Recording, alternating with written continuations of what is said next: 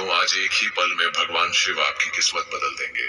और आज का यह शिव मंत्र सुनने के बाद आप बहुत धनवान बनने वाले हैं, क्योंकि भक्तों, शास्त्र और वेदों में इस शिव मंत्र की बहुत मान्यता बताई गई है। ये मंत्र बहुत ही चमत्कारी है। जो भी भक्त इस मंत्र को पूरे सच्चे मन से केवल सुन ही लेता है, तो उस व्यक्ति की आवाज सीधे महादेव के हृदय तक टकराती है, और वह व्यक्ति जितना भी धन दौलत महादेव से मांगता है, वह उसे खुशी खुशी दे देते हैं। इसलिए भक्तों, आपसे हाथ जोड़कर निवेदन है, आप इस चमत्कारी मंत्र को अनदेखा करने की भूल न करें। आप सिर्फ 21 बार अपने फोन पर इस मंत्र को सुन लीजिए।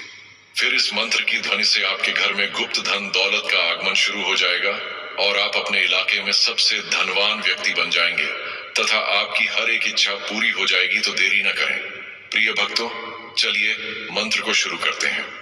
ओम नमो शंकराय अनन्य रूपाय महेश्वरम गौरीकेशाय त्रिनेत्रहराय धनं देहि च नमस्कृतम्। ओम नमो शंकराय अनन्य रूपाय महेश्वरम गौरीकेशाय त्रिनेत्रहराय धनं देहि च नमस्कृतम्।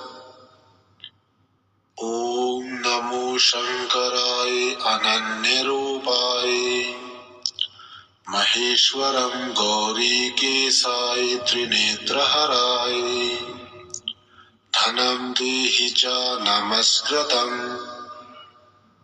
ओम नमो शंकराय अनन्य रूपाय महेश्वरम गौरीकेशाय त्रिनेत्रहराय धनं देहि च नमस्कृतम्। ओम नमो शंकराय अनन्य रूपाय महेश्वरम गौरीकेशाय त्रिनेत्रहराय धनं देहि च नमस्कृतम्।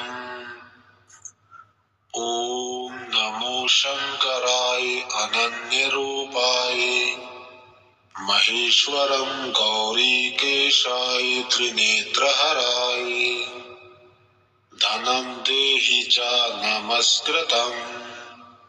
ओम नमो शंकराय अनन्य रूपाय महेश्वरम गौरीकेशाय त्रिनेत्रहराय धनं देहि च नमस्कृतम्। ओम नमो शंकराय अनन्य रूपाय महेश्वरम गौरीकेशाय त्रिनेत्रहराय धनं देहि च नमस्कृतम्। ओम नमो शंकराय अनन्य रूपाय महेश्वरम गौरीकेशाय त्रिनेत्रहराय धनं देहि च नमस्कृतम्। ओम नमो शंकराय अनन्य रूपाय